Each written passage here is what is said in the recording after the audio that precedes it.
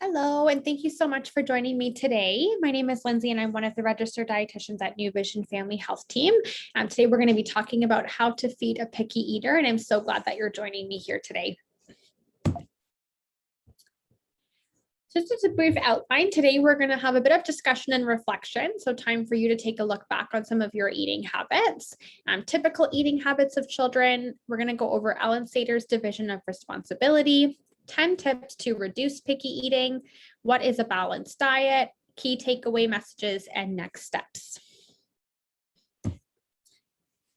So going forward, we will use the word parent in place of parent or guardian, just as an FYI. So our objectives for today, so we want to develop a deeper understanding of how children experience meal times. We want to support you in building your children's positive relationship with food, and we want to help you make a shift in how you approach feeding.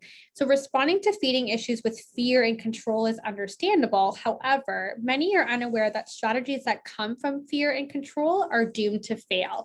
So today we're going to go over some strategies that can help you to be more successful. So I want you to just take a couple moments and reflect back on some of these questions here. So were you a picky eater as a child? Do you still have picky eating habits? Is your child a picky eater? And how do they react around these foods? So take a moment if you need to pause the video just to kind of quickly check in with yourself and answer some of these questions. So eating habits are ingrained at the preschool age, so it's important to teach healthy habits early on.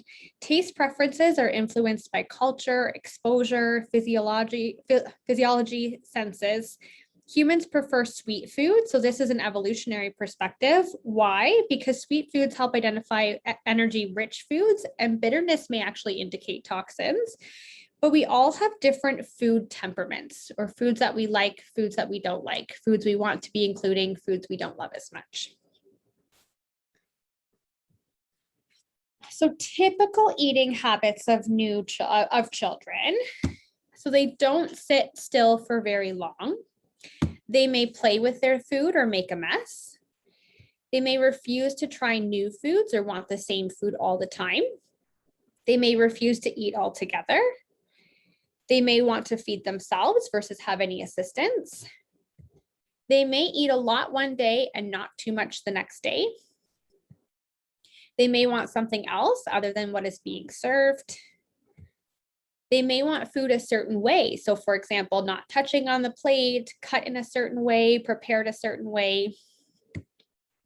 They may like a food one day and not the next. They may turn their head, push a spoon away, cry, or make faces if they're a baby when it comes to their eating experience. So don't let these habits steer you away from serving new foods. We all want the best for our children, and that includes good eating habits.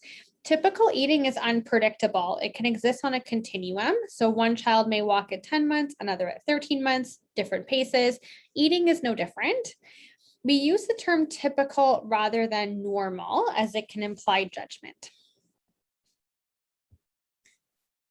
So eating habits of concern, when to see a healthcare provider. So if we're noticing that our child is experiencing weight loss or not gaining weight appropriately, if there's any evidence of swallowing difficulties like lung infections from getting food or liquids in the lungs, or if they're noticing that they're really frequently gagging or vomiting, if we're unable to move beyond baby foods or purees by 15 months of age, provided that appropriate foods have been offered without pressure for at least 3 months, or if the child appears to be upset or in pain while eating.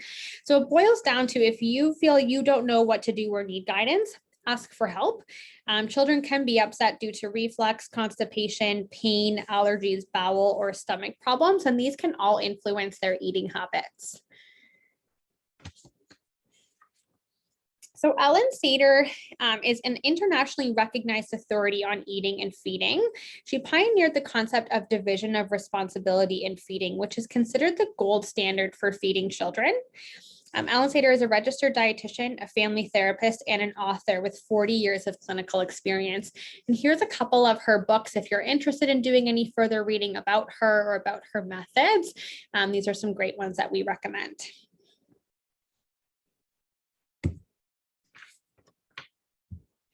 So when we look at Ellen Sater's division of responsibility, we need to divide the responsibilities of the child and the parent.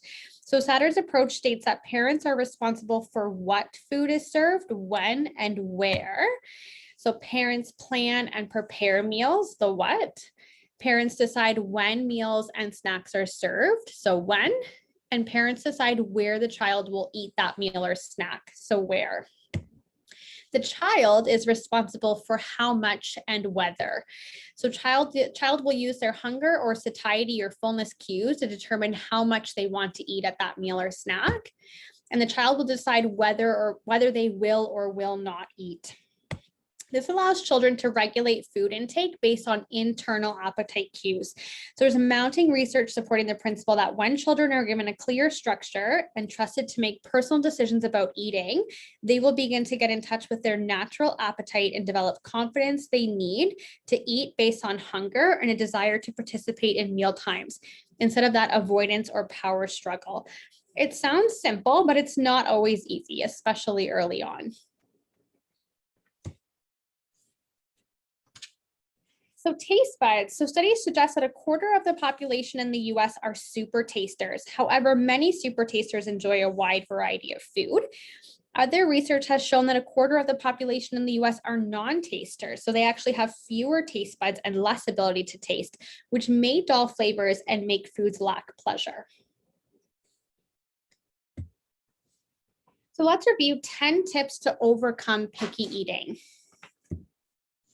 Tip number 1, respect appetite. So growth, activity, and illness can all affect appetite. We need to trust that your child knows when they are hungry or full. When serving meals and snacks, start with a small portion and serve more if asked. Allowing the child to stop eating when they're full helps to develop proper hunger and satiety cues. Reassure your child that you will not be disappointed if they do not eat. So here's a tip for parents or caregivers.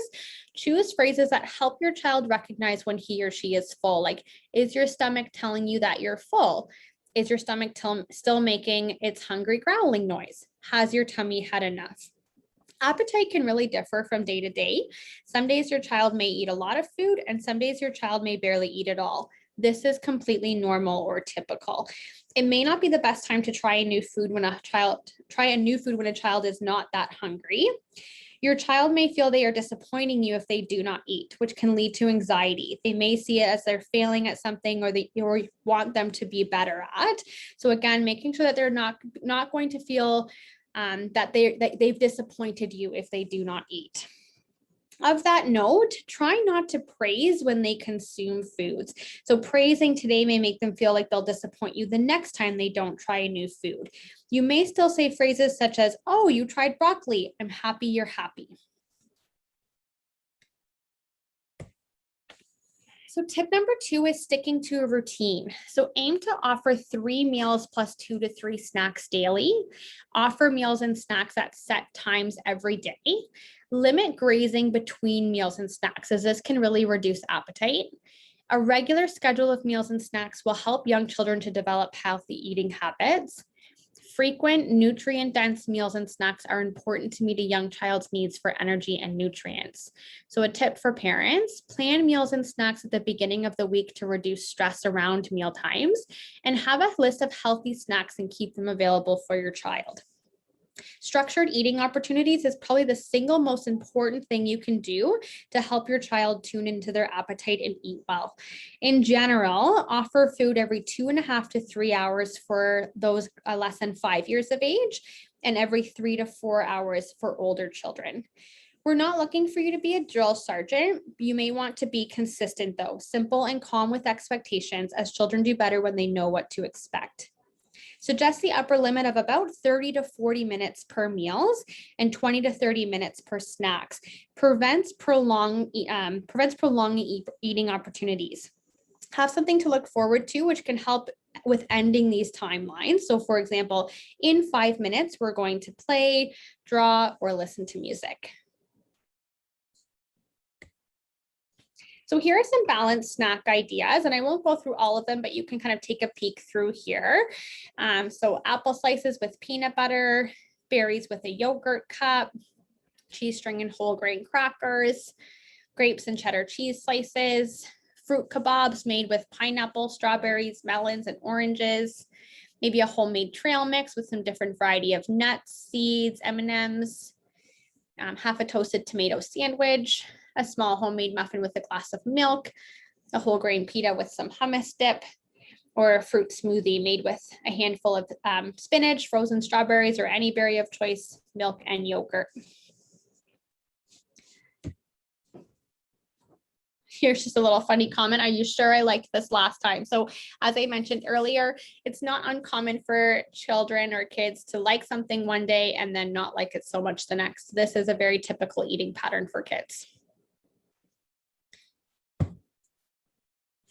So how many times do you think most children try a new food before giving up? And this is something that I see in practice very often. On average, 3. So 3 tries before they will stop offering a new food or before most children will give up trying a new food. That brings us into tip number 3, which is being patient.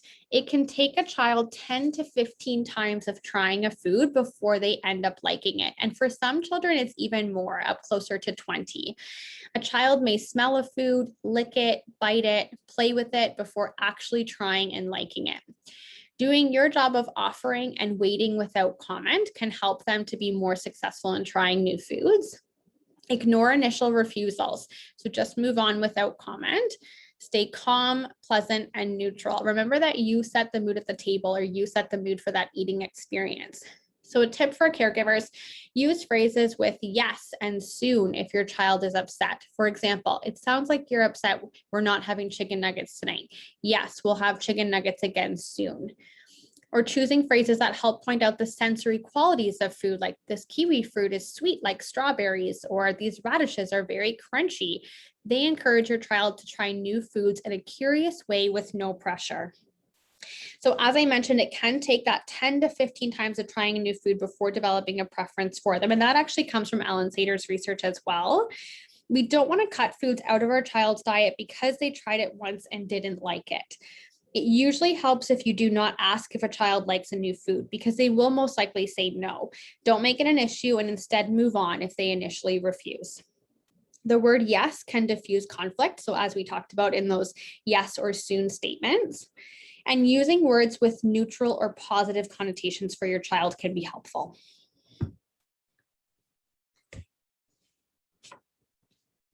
So trying something new and having an unpleasant taste or texture can be very scary and uncomfortable.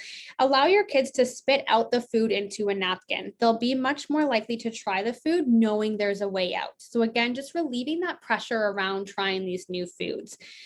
So just an example I like to give parents, imagine that you're in a foreign country and you're served a stew with unknown ingredients. Would you be more willing to try it if you could spit it out with no pressure, others watching? Similar to children, right? We need to remove the pressure of trying those new foods. And sometimes they know if they have an out, they can spit it out and you won't be disappointed. They're more likely to try it. So tip number 4, make it fun and be creative. So vegetables and fruits don't have to be boring. Create fun shapes, recipes, or activities to increase interest in new foods. Add flavor to vegetables by using a variety of herbs, spices, cheese, and sauces. Create casseroles or mixed dishes that incorporate a variety of vegetables and colors, or as you can see, these kind of fun food shapes that we have are pictured here below. So just as a tip, children usually prefer crunchy foods. So try raw veggies with dip, then try new textures such as baked, barbecued, steamed, or boiled.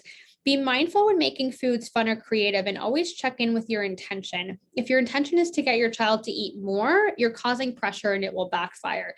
You want them to learn trying new foods at their own pace.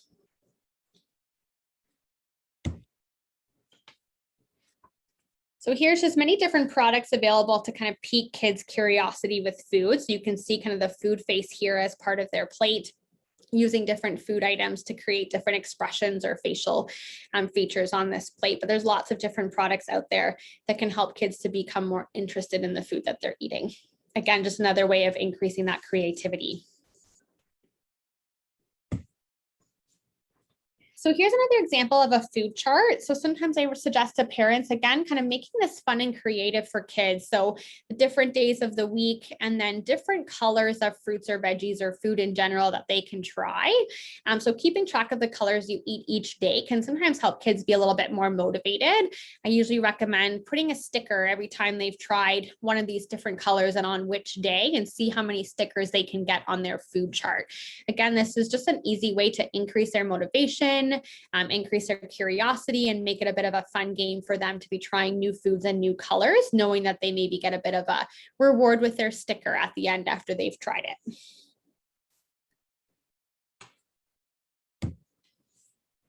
So tip number 5, so recruit your child's help. So involving your children in meal planning and preparation as children may be more willing to try more foods when they've helped pick or prepare that meal or snack. Bring your child to the grocery store and allow them to pick new fruits or vegetables they would like to try. Allow your child to assist in the preparation of that food. And when introducing a new food, educate your child on where the food comes from and talk about the color and the texture of food. So at 2 years of age, other things that kids can be doing to help in the kitchen. So they can be wiping tables, handing items to adults to put away, placing things in the trash, tearing lettuce or greens, helping read a cookbook by turning the pages, making faces out of pieces of fruits and veggies, rinsing vegetables or fruit, or snapping green beans. At 3 years of age, kitchen activities can include everything that a 2-year-old can do, plus adding ingredients, talking about cooking, scooping or mashing potatoes, squeezing citrus fruits, stirring pancake batter, knead and shaping dough, naming and counting of foods, or helping assemble something like a pizza. At 4 years of age, we can be adding in all that the 3-year-old can do, plus peeling eggs and some fruits such as oranges and bananas, setting the table, maybe cracking those eggs, helping measure dry ingredients, and helping to make sandwiches and toss salads. At 5 years of age, activities that can be included are everything that a 4-year-old can do, plus measuring liquids, cutting soft fruits with a dull knife, and using an egg beater. So tip number 6, setting a good example at family meals. So children learn how to eat by watching others. The role of modeling is super important. Setting a good example by eating a variety of foods you enjoy can also encourage your child to try those same variety of foods. If you don't like a specific food, it does not mean that your child won't like it. Try serving them a variety of foods and let them develop their own taste preferences. Have meals at the table together, making mealtimes a very positive experience. So again, avoiding that pressure.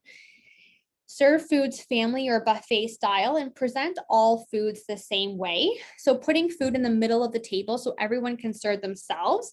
Often the number one thing parents say diffuses battles at the table. This includes the children's safe food, so something that they know they're familiar with, they know they enjoy, as well as something that's a new food as well. And we want to be talking positively or in a neutral way about all of these foods. So positive conversations at mealtimes can reduce the mealtime stress. So for example, not necessarily focusing on the food at all, but asking how everyone's day went, one thing that was exciting that happened that day, different positive conversations. And again, you are the most important item at the table, not the vegetables.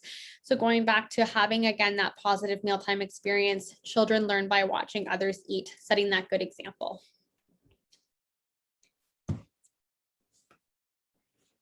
So also being aware of how you react around food. So here just saying, don't yuck my yum. So children are often always watching, and this goes for everyone in the family. So young kids may pick up on how parents or siblings react around certain foods, and that may lead them to react the same way around that food. So important to come back to that neutral conversation around all foods. If there's something you don't like, continuing to offer it to your child so that they might increase acceptance of it as well. So tip number 7, limiting beverages between meals. So your child may not be hungry because they are filling up on juice or milk between meals, and this can really suppress appetite. So offering water to drink between meals, and note the kitchen is closed between those meal and snack times. Limiting milk intake to 2 to 3 cups per day. limiting 100% fruit juice intake to half a cup per day or 125 mils, or opt for whole pieces of fruit instead.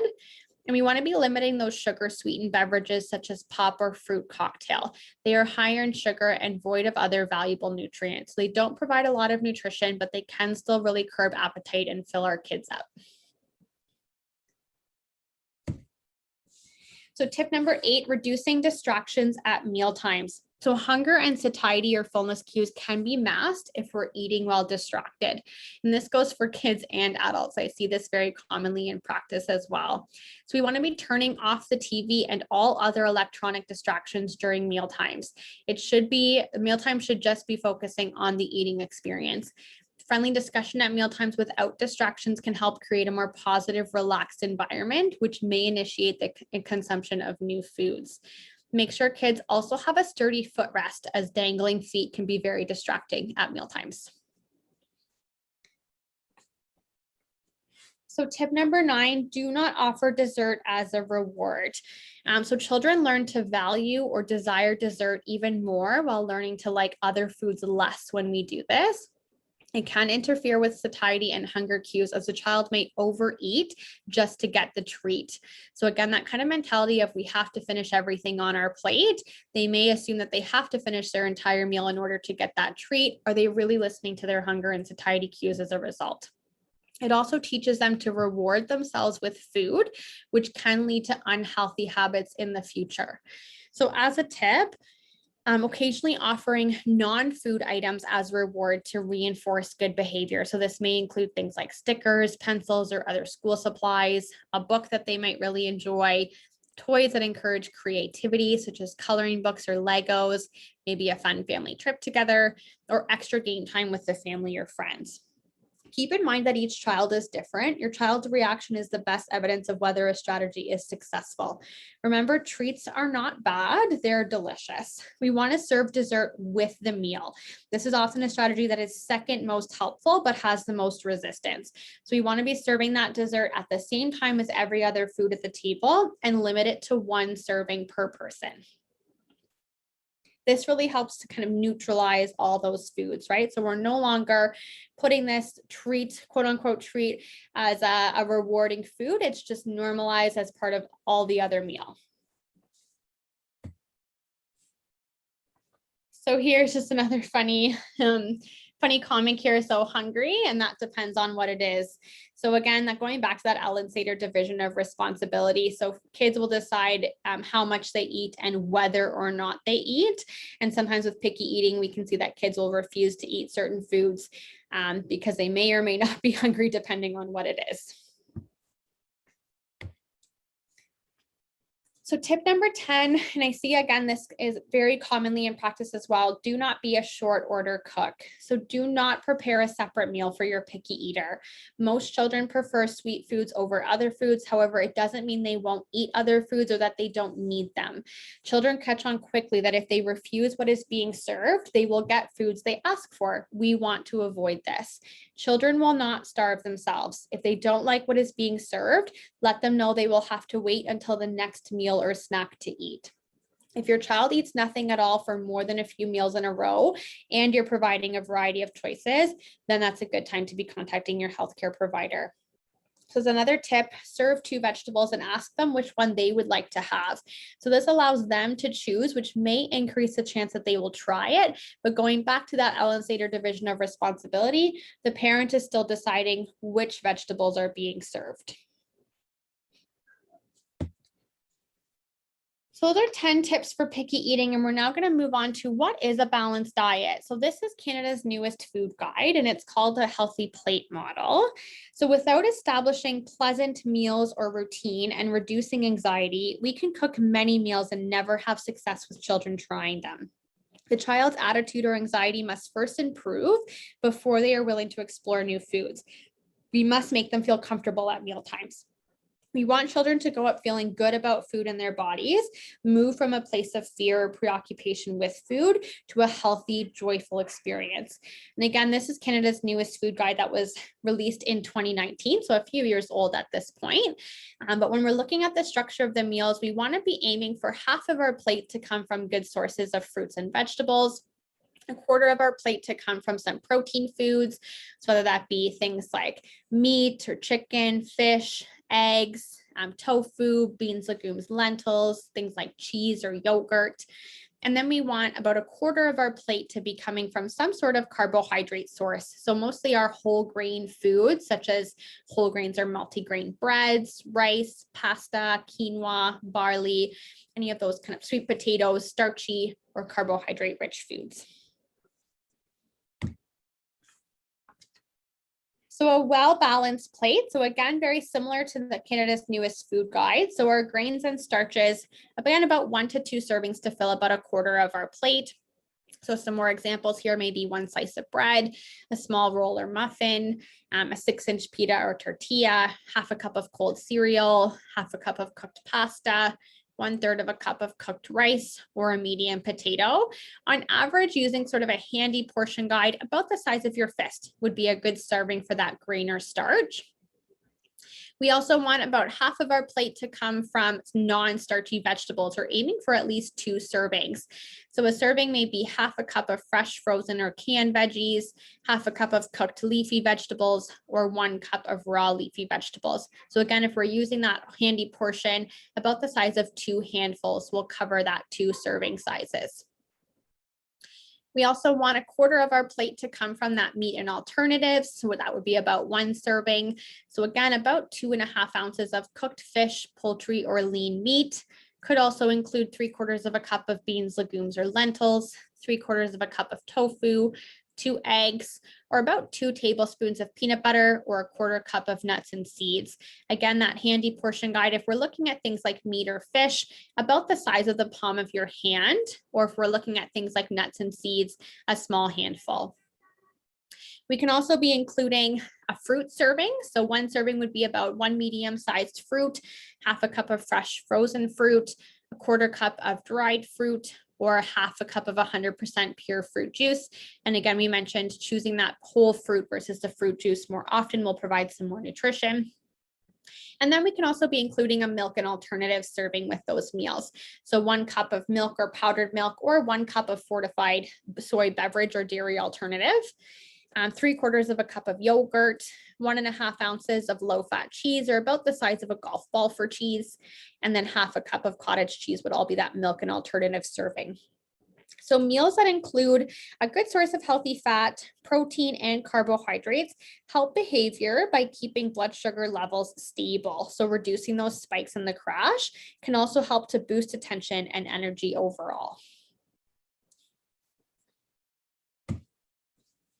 So another word of caution is to relax. So nutrition worries lead to power struggles and pressure tactics, which can hinder progress. How you feed your children is as important as what we feed them. So we want to never force foods. Imagine these scenarios, for example. So someone is brushing your teeth for you. Did you gag or pull back? Were you scared you'd get poked? Having someone feed you with your eyes closed with an unexpected utensil. So a teaspoon versus a large wooden spoon. Or having someone feed you quickly that requires chewing. So all of these can be scary situations, and same with trying new foods. So we want to make sure that we're leaving things to be very relaxed and non-pressure. This will lead to better nutrition and health over time. Pressure to reach nutrition goals usually backfires. And we want to reject shaming or labeling foods as good or bad, as parents who want to feed the right foods feel awful or guilty when their children eat junk food. So again, neutralizing all those foods, avoiding using phrases like treats or using that dessert as a reward for later. So key takeaway messages, we want to understand our role. So that division of responsibility. We want to establish a structured routine. Again, this is probably the most important thing you can do to help your child tune in with their appetite and eat well. We want to trust our children and read their cues and help them trust you. So again, knowing that they know their appetite best, they know hunger and fullness. They may not finish everything on their plate, and that's okay. They may finish and ask for seconds, and that's okay too. We want to be able to trust that their appetite, and they know when they're hungry and full. And remembering too that you know your child best, you are the expert. So some of these strategies that we talked about today may work for some children and some families, others may not work so well. Again, trying these strategies a few times can be helpful in finding out what works best for you and your family.